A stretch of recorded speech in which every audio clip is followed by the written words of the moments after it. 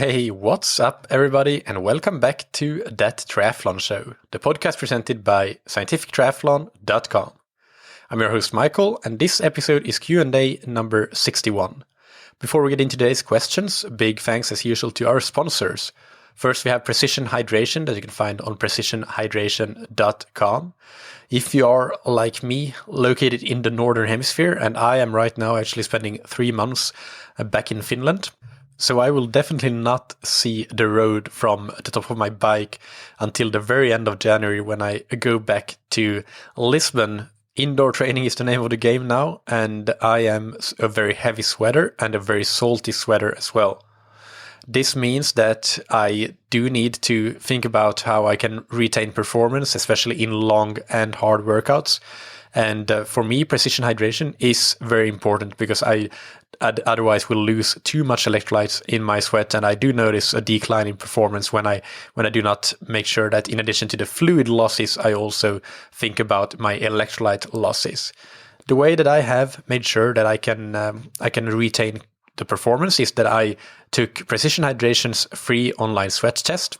It is on their website under the tab Free Hydration Plan.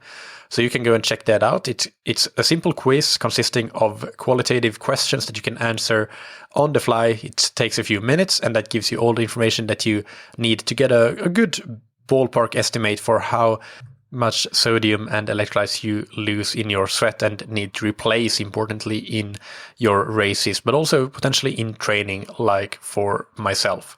So check that out, and if you want to try your first box or tube of electrolytes for free, use the promo code THATTRIATHLONSHOW, all one word, all caps, on precisionhydration.com.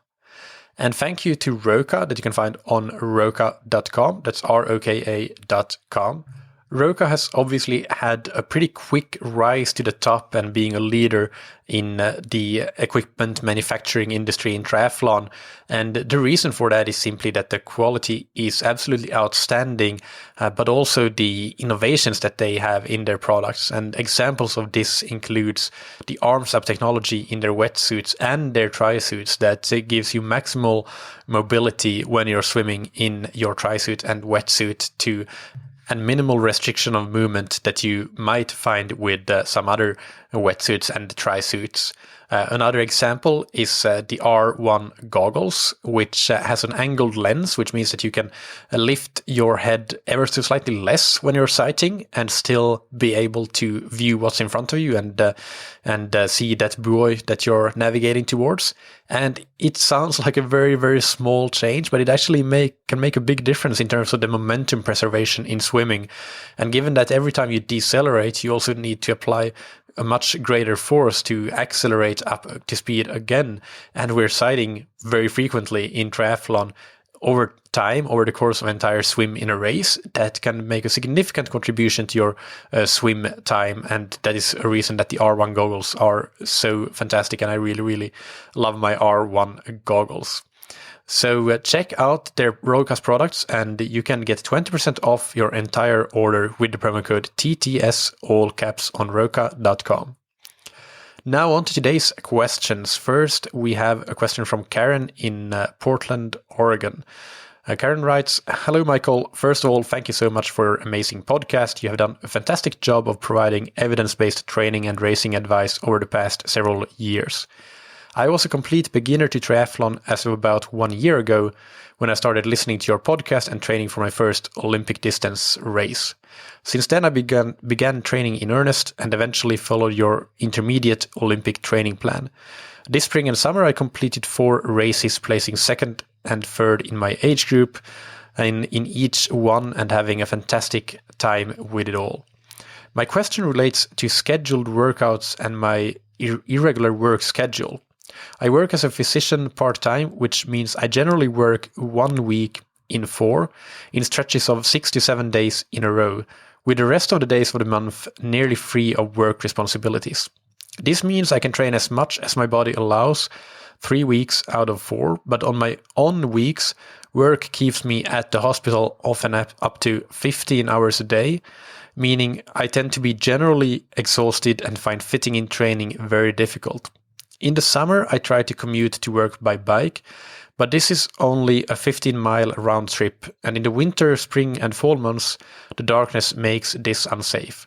I try to make sure the work weeks coincide with a rest and recovery week when following the training plan, but last year I would often completely miss most of the workout for that week. I know how much you emphasize the importance of consistency in training and realize this pattern is obviously suboptimal. Am I doomed to be limited in my chances for continued improvement? Do you have any specific recommendations for this scenario? All right, Karen, thank you so much for your question. So first things first, I think that for you with the work schedule that you have, following a set training plan, and even though I'm very happy that you're using my plan, but I would say that it's not ideal, to be honest, because you have time to train more in the 3 weeks that you are completely off work. But then the week that you are on work really needs to be adjusted very much, and you need to adjust your expectations as well. We'll talk about that in a little bit, of what you can and should do in that week, even though I definitely recommend trying to keep a little bit of training and consistency in the work week as well. But with regard to the 3 weeks that you're off work and have plenty of time to train, I would go back and listen to last week's Q&A episode. That was Q&A number 60 on training considerations for time-rich athletes, because during those 3 weeks out of 4, you are a time-rich athlete. So you can use that information to maximize your training effectiveness for those periods. And with regard to the weeks that you are at work at the hospital, there's no way around the fact that with 15-hour days plus a commute, there's only so little rather than so much that you can do. And your first order of priority, and I want to make this very, very clear, it is to get sufficient sleep, even if that means missing every single intentional workout that you may have had for that day. But sleep should be the number one priority. And you need to set your expectations for what training you will be doing during that week at a really low level, and set yourself up for success rather than failure by not having too high expectations. And I actually, funnily enough, I coached somebody in a very similar situation to you, in that she will have very long days for 1 week every month or two. And she also works in a similar situation and similar geographic location as you do, funnily enough. But our expectations are simply to try to get in 45 minutes of training per day, generally low intensity or low-ish intensity, and to always prioritize sleep. And usually it actually ends up being possible to do those 45 minutes for her. She might have slightly shorter work days and a slightly shorter commute. So it's not the exact similar situation to yours, but very similar. But recommendations for you and your current scenario, I would probably start by just setting your expectations at trying to do 30 minutes of exercise every day or almost every day when you're in that heavy work week. But reverse engineer how to get in these 30 minutes from the constraint that is imposed by sleep, knowing that that is a non-negotiable. You won't compromise on that. And using your commute, as you suggest, that's a great example of how to get in that 30 minutes in a time-efficient manner. And in terms of the bike during summer, if possible, I would say extend that commute a little bit so that when you're on the bike, you get in 30 minutes in the morning, and then afterwards you can go straight home. So it ends up being quite a bit shorter, probably. In the morning, if you do feel good, you might actually even work in a few bouts of intensity, at least 1 day per week when you are in this heavy work week, so that you don't completely lose touch with intensity during this week of work. And as for running, perhaps you can do something similar to what I used to do back in Helsinki a few years ago.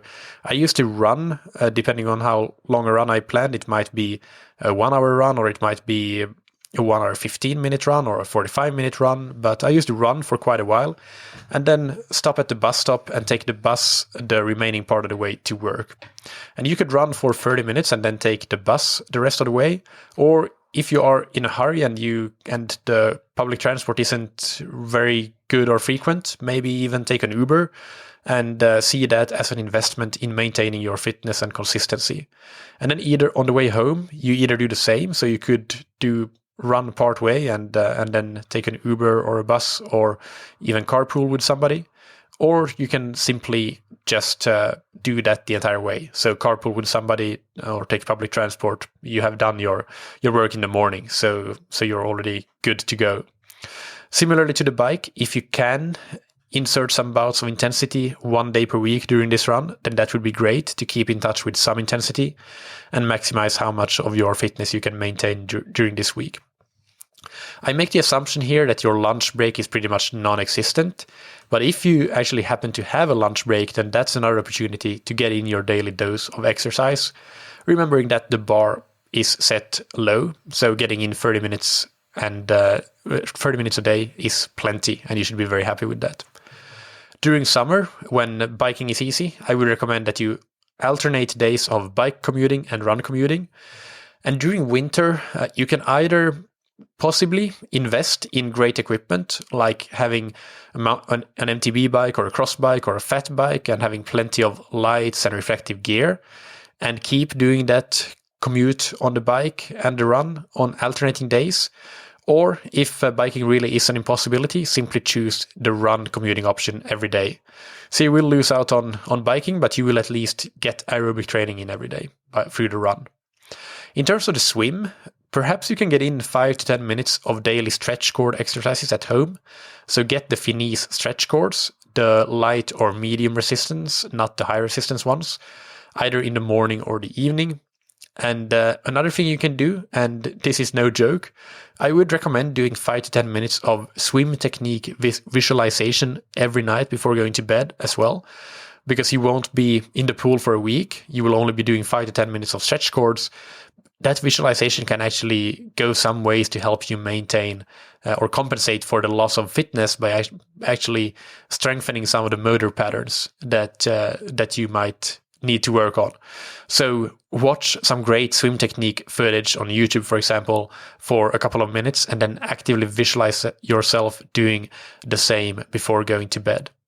So in total, maybe each day ends up looking like doing 5 to 10 minutes of stretch cords in the morning, then a 30-minute bike or run commute to work, possibly with some intensity, a couple of times per week. And then in the evening, you do a 5-minute swim visualization. And if you do that, then that's a fantastic day of maintaining your fitness. So what you should not do during this week is to worry about missing workouts. If you are following my plan, for example, do not worry about missing the specific workouts or following the plan as is laid out.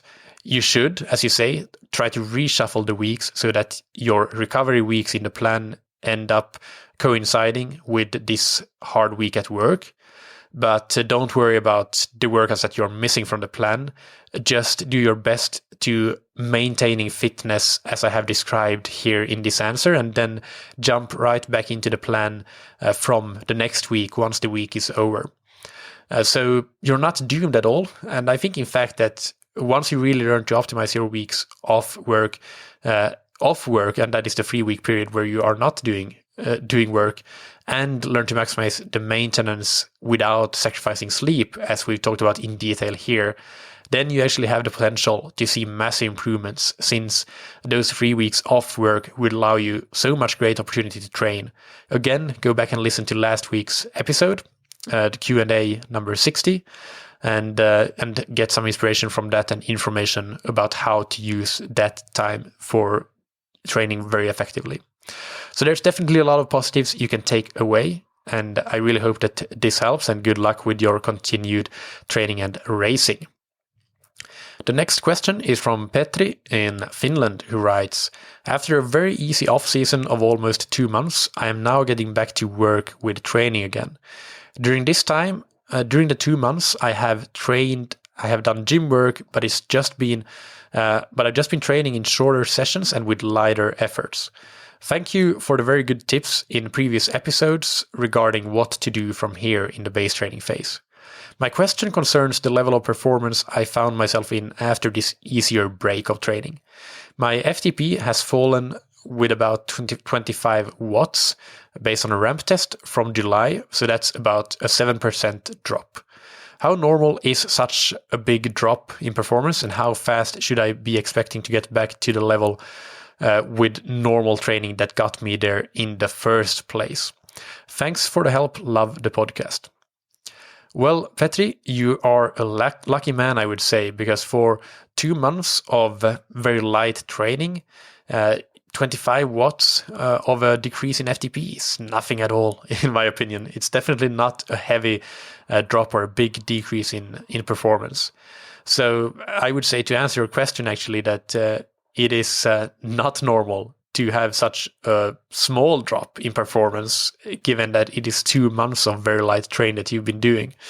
And given that, based on your numbers, it seems like your FTP was somewhere in the 350s, so 350 something watts, and then dropped 25 watts. I would have expected a much bigger drop from doing 2 months of very light training. And I suspect as well, based on the fact that you didn't drop a lot, that you should get it back quickly once you're back in your normal training routine, probably within a month or maybe 2 at most. As some general guidelines, so this is not specifically for your situation, but as for the listeners in general, I think a 10% drop in performance as measured by an FTP test, for example, is normal and completely acceptable during the off season. And that would look like, for example, going from 300 watts to 270 watts. But that is based on what I would usually prescribe in terms of the season break, which is a 2 to 3 week season break, where maybe we do 1 week as completely off and then 1 or 2 weeks of maybe some light training, ideally some alternative training, so not swim, bike, run, but it could be hiking, it could be skiing, it could be some team sports or tennis or other racket sports, that sort of thing. So with that, I would expect that up to a 10% drop is normal and completely okay. I generally don't want it to drop that much more than 10%. I think that ends up being a bit too much. But again, this is just a guideline. In some cases, for athletes in particular that have had very long seasons with lots of races, it is necessary to have a bigger decrease in fitness because they simply need more recovery. So they might have a 4-week off season and then they end up dropping more. And I would always prioritize getting fully recovered first, even if that means that we lose a bit more fitness than quote unquote ideal. Because at the end of the day, there isn't a generic ideal, there is only an individual ideal. And even that is difficult to find, but that's why there is coaching and why it is important that the coach and the athlete ends up getting to know each other so well. The time course to get back to fitness really varies a lot. It is very individual, but it also depends a lot on the training volume and the training level of the athlete. So a very experienced and fit athlete training at a high training volume, they can get back to a very good level of fitness very quickly. Obviously, they're not going to be at absolute peak fitness right away in most cases. That's not the idea, but they can get fairly quickly to 97 or 98% of peak fitness if that is what their objective is. Somebody that is training at a lower volume will take longer to build back to the level that they were. But this is also a reason why athletes training at a low volume, generally I recommend take a shorter season break. So their season break might be capped at 2 weeks, where only 1 week is off training. And then the other week, we definitely make sure that we do some alternative cross training to keep up that aerobic stimulus and not lose too much. So they probably in general lose less than 10%. They might end up losing something like the 7% that you mentioned, and that then ends up compensating for the fact that it will take them slightly longer to build back up to where they were. So I think that this already answers your question, but one final point to keep in mind, as we did discuss in the base training episode that you mentioned, and which I'll link to, by the way, in the episode description, it's episode 201. It's not a problem to not be in peak fitness in January. You're not aiming to be in peak fitness in January. Look at your racing calendar. Where are your races? And since you are in Finland, I know that your peak fitness is going to be June to August probably. You might be doing Ironman Barcelona or something and have a longer racing season that lasts all the way until October. But most likely the bulk of your racing season doesn't really start until June at earliest. So don't stress the drop in FTP, don't rush the training process, and don't forget about the big picture of your season planning just because you want to get your FTP back to where it was as soon as possible. That's actually a recipe for training mistakes that may lead you to not having the results that you want when it actually matters in your races during summer. So I hope that this helps, Petri, and thank you for your question. And that's it for this week's Q&A. Keep sending in your questions to michael@scientifictriathlon.com, and that's Michael with a K. And if you enjoy the type of information that you are getting from this podcast, check out scientifictriathlon.com. That's where you can find out more about the training plans, customized and ready-made, as well as the individual coaching that we offer and the other products and services. If you want to learn more, just check out scientifictriathlon.com. Big thanks to our sponsors, Precision Hydration, that you can find on precisionhydration.com. You can get a free hydration plan, including an estimate for how much sodium you lose in your sweat on their website, precisionhydration.com, and you can get your first box or tube of electrolyte product for free with the promo code ThatTriathlonShow, all one word, all caps.